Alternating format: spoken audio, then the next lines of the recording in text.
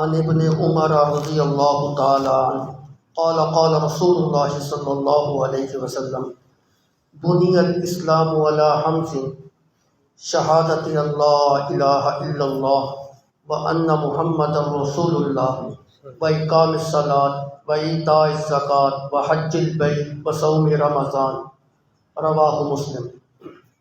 حضرت عبداللہ ابن عمر رضی اللہ تعالیٰ عنہ فرماتے ہیں کہ نبی صلی اللہ علیہ وسلم نے فرمایا کہ اسلام کی بنیاد یا اسلام جن ستونوں کے اوپر کھڑا ہے وہ ستون 5 ہیں۔ نمبر 1، اس بات کی شہادت دینا کہ اللہ رب العزت کا کوئی شریک نہیں اور وہی معبود حقیقی ہے، اور محمد صلی اللہ علیہ وسلم اللہ کے رسول ہیں۔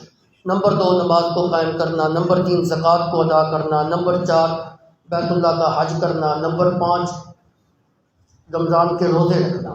یہ 5 ارکان اسلام ہیں، اسلام کے بنیادی رکن ہیں۔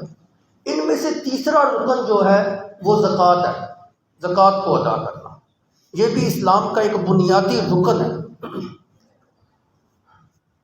یہ جو زکوٰۃ ہم ادا کرتے ہیں اس کا کیا فائدہ ہے؟ قرآن پاک کے اندر مختلف مقامات کے اوپر زکوٰۃ کے 3 بڑے بڑے فائدے جو ہے نا وہ ذکر کیے گئے ہیں۔ پہلے نمبر پہ اس کا فائدہ یہ ہے کہ جو انسان اپنے مال کی زکوٰۃ نکالتا ہے، مقصد یہ ہے کہ اس کے دل کے اندر مال کی محبت نہ رہے، مال کی محبت نکل جائے اور اللہ کی محبت جو ہے نا آ جائے۔ اور جتنی بھی عبادات ہم کرتے ہیں ان کا مین مقصد یہی ہے کہ ہم اللہ کی محبت کے اندر جو ہے یہ کام کر رہے ہیں، نماز پڑھتے ہیں، روزہ رکھتے ہیں، حج کرتے ہیں، زکوٰۃ ادا کرتے ہیں، یہ اللہ کی محبت میں ہم یہ کام جو ہے کرتے ہیں۔ تو مال جو ہے نا اس کی محبت انسان کے اندر جو ہے نا وہ بڑی سخت تھی۔ قرآن پاک کے ایک مقام پہ اللہ نے فرمایا کہ مال کی محبت میں انسان بڑا سخت ہے، بڑا لالچی ہے، بڑا خریص ہے۔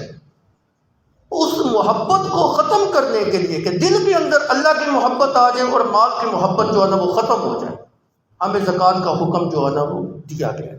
اور یہ بات میں اپنی طرف سے نہیں کہہ رہا، قرآن پاک کی آیات کا ترجمہ آپ کو بتا رہا ہوں۔ آت المال علی حبہ ذوی القربی والیتامی والمساکین، قرابت والوں پہ، یتیموں پہ، مسکینوں پہ مال خرچ کرنا ہے۔ کیوں؟ حبہ، اس کی محبت کے اوپر۔ وَيُطْعِمُونَ الطَّعَامَ عَلَىٰ حُبِّهِ مِسْكِينًا وَيَتِيمًا وَأَسِيرًا۔ اگر کوئی بندہ مسکینوں کو، یتیموں کو، قیدیوں کو کھانا کھلاتا ہے تو کیوں کھلاتا ہے؟ اللہ کی محبت پانے کے لیے، اللہ کی محبت کی وجہ سے وہ کھانا کھلاتا ہے۔ تو زکوٰۃ کا ایک بڑا مقصد یہ ہے کہ انسان کے دل کے اندر جو ہے نا اللہ کی محبت رہے، مال کی محبت جو ہے نا وہ نکل جائے، کسی اور چیز کی محبت جو ہے نا دل کے اندر نہ ہو۔ اور دوسرا بڑا مقصد، انسان بے شک حلال طریقے سے کمائی کماتا ہے، رزق کماتا ہے، مال جمع کرتا ہے، وہ مال اسی کا ہے، لیکن جب تک انسان زکوٰۃ ادا نہیں کرتا وہ حلال طریقے سے کمایا ہوا مال بھی ناپاک ہے، نجس ہے۔ جس وقت انسان اپنے مال کی زکوٰۃ نکال دیتا ہے تو وہ مال پاک ہو جاتا ہے۔ تو زکوٰۃ ادا کرنے کا ایک بڑا مقصد جو ہے نا وہ یہ ہے کہ مال کو پاک کرنا۔ اور یہ بات بھی اللہ نے قرآن پاک میں فرمائی، میں اپنی طرف سے نہیں کہہ رہا۔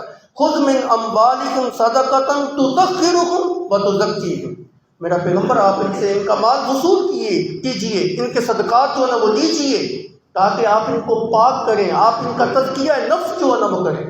تو اتنی دیر تک مال پاک ہی نہیں ہوتا جتنی دیر تک جو ہے نا آپ اپنے مال کی زکوٰۃ نہیں ادا کریں گے۔ اگر کسی بندے نے حلال طریقے سے بھی مال کمایا ہے، زکوٰۃ نہیں ادا کی، اس کا مال جو ہے نا وہ نجس ہے، ناپاک ہے، پلیت ہے، گندا ہے۔ تو مال کو پاک کرنے کے لیے زکوٰۃ ادا کرنا ضروری ہے۔ نمبر 3 جو بڑا فائدہ قرآن پاک کے اندر اللہ رب العزت نے فرمایا ہے وہ یہ ہے کہ زکوٰۃ ادا کرنے میں غرباء کا فائدہ ہے، مساکین کا فائدہ ہے، یتیموں کا، فقراء کا جو ہے نا وہ فائدہ ہے۔ کَيْ لَا يَكُونَ دُولَةً بَيْنَ الْأَغْنِيَاءِ مِنْكُمْ، تاکہ مال تمہارے امیروں کے اندر ہی نہ گھومتا رہے، غریب طبقے کو بھی کوئی نہ کوئی فائدہ پہنچے۔ آج مال سرمایہ دارانہ نظام ہے نا جی، سرمایہ دارانہ نظام کے اندر جو سرمایہ دار لوگ، جاگیردار لوگ ہیں، امیر کبیر لوگ مال انہی میں گھوم رہے ہیں، اور غریب طبقہ جو ہے نا وہ بیچارہ بھوکا مار رہا ہے، خودکشیاں کرنے کے اوپر جو ہے نا مجبور ہے۔ قرآن میں اللہ نے کیا کہا، کئی لا یکون دولۃ بین الاغنیاء منکم، تاکہ تمہارے امیر طبقے کے اندر مال نہ گھومتا رہے، غریب طبقے کو بھی کچھ نہ کچھ فائدہ ملے۔ تو یہ تین بڑے فائدے جو شریعت نے ہمیں جو ہے نا وہ بیان کیے ہیں۔ پہلے نمبر پر انسان زکوٰۃ دیتا ہے اللہ کی محبت پانے کے لیے۔ دوسرے نمبر پہ بڑا فائدہ کیا ہے، زکوٰۃ دیتا ہے اپنا مال پاک کرنے کے لیے، وگرنہ مال ناپاک رہے گا۔ تیسرے نمبر پر زکوٰۃ انسان کیوں دیتا ہے، اس لیے دیتا ہے کہ اس سے ایک بڑا فائدہ جو حاصل ہوتا ہے وہ یہ کہ زکوٰۃ ایک انسان کا مال جو ہے نا وہ پاک ہو جاتا ہے۔ تو یہ تین بڑے فائدے جو ہے نا اللہ رب العزت نے بیان کیے ہیں۔ انسان کا مال پاک ہو جاتا ہے، اللہ کی رضا جو ہے نا مقصود ہوتی ہے، اور برا باپ کو فائدہ ہوتا ہے۔ پھر یاد رکھیے زکوٰۃ ایک ایسی چیز ہے، اللہ تعالیٰ نے ہمیں نہیں صرف حکم دیا، پہلی شریعتوں میں نبیوں کو بھی حکم دیا تھا۔ وَأَوْحَيْنَا إِلَيْكُمْ فِعْلَ الْخَيْرَاتِ وَإِقَامِ الصَّلَاةِ وَإِيتَاءِ الزَّكَاةِ وَكَانُوا لَنَا عَابِدِينَ۔ اللہ نے بہت سارے نبیوں کا تذکرہ کر کے فرمایا کہ یہ جو میرے برگزیدہ ہستیاں تھیں یہ بھی زکوٰۃ بھی ادا کرتی تھی اور نماز کو قائم بھی کرتی تھی۔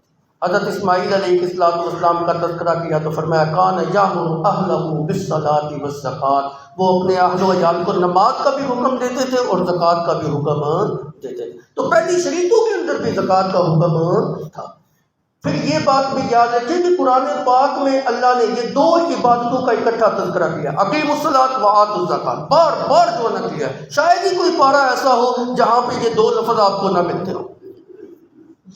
ان دونوں عبادات کو اللہ تعالیٰ نے قرآن پاک میں ایمان کی علامت قرار دیا۔ جو بندہ نماز کو قائم کرتا ہے، زکوٰۃ کو ادا کرتا ہے، یہ مومن ہے۔ جو بندہ ان دونوں کو قائم نہیں کرتا وہ بندہ مومن نہیں۔ تو ایمان کی علامت جو ہے نا اللہ نے قرار دیا، فَإِن تَابُوا وَأَقَامُوا الصَّلَاةَ وَآتُوا الزَّكَاةَ فَإِخْوَانُكُمْ فِي الدِّينِ، اور دوسری جگہ پہ فرمایا فَخَلُّوا فِي سَبِيلِكُمْ۔ اگر یہ مشرکین لوگ توبہ کر لیں، نماز کو قائم کرنے والے بن جائیں، زکوٰۃ کو ادا کرنے والے بن جائیں، اب تم نے ان کے راستے میں رکاوٹ نہیں ڈالنی، یہ مسلمان ہو گئے، مسلمانوں والے کام جو ہے نا وہ کر رہے ہیں، نماز ادا کر رہے ہیں، زکوٰۃ ادا کر رہے ہیں، اب تم ان کے راستے کو چھوڑ دو۔ فَإِخْوَانُكُمْ فِي الدِّينِ، یہ تمہاری دینی بھائی جو ہے نا وہ بن چکے ہیں۔ اور اگر کوئی بندہ نماز یا زکوٰۃ میں سے کسی ایک کا بھی انکار کرتا ہے تو وہ بندہ دائرہ اسلام سے خارج ہو جاتا ہے۔ یہی وجہ ہے کہ حضرت ابوبکر صدیق رضی اللہ تعالی عنہ نے ان لوگوں کے خلاف جہاد کیا تھا جنہوں نے صرف زکوٰۃ کا انکار کیا تھا۔ منکرین زکوٰۃ کے خلاف حضرت ابوبکر صدیق نے جہاد جو ادا کیا تھا، حالانکہ وہ کلمہ پڑھتے تھے، نماز قائم کرتے تھے، باقی ارکان ادا کرتے تھے، صرف زکوٰۃ کے جو ہے نا وہ منکر تھے۔ انہوں نے کہا تھا کہ یہ نبی صلی اللہ علیہ وسلم کے ساتھ خاص ہے، آپ صلی اللہ علیہ وسلم گئے، اب جو ہے نا زکوٰۃ کا حکم بھی ختم ہو گیا۔ تو حضرت ابوبکر صدیق رضی اللہ تعالیٰ عنہ نے فرمایا جو ان دونوں میں سے یعنی نماز اور زکوٰۃ میں دونوں میں سے کسی ایک چیز میں فرق کرے گا میں اس کے خلاف جو ہے نا جہاد کروں گا۔ بلکہ ایک جگہ پہ آپ نے فرمایا کہ اگر کسی بندے نے زکوٰۃ کی رسی بھی اپنے پاس رکھی نا تو میں اس کے خلاف بھی جہاد کروں گا۔ تو یہ ایمان کی علامت ہے، نماز کو ادا کرنا اور زکوٰۃ کو ادا کرنا۔ اللہ تعالیٰ عمل کی توفیق عطا فرمائے۔ الحمدللہ والعاقبۃ للمتقین۔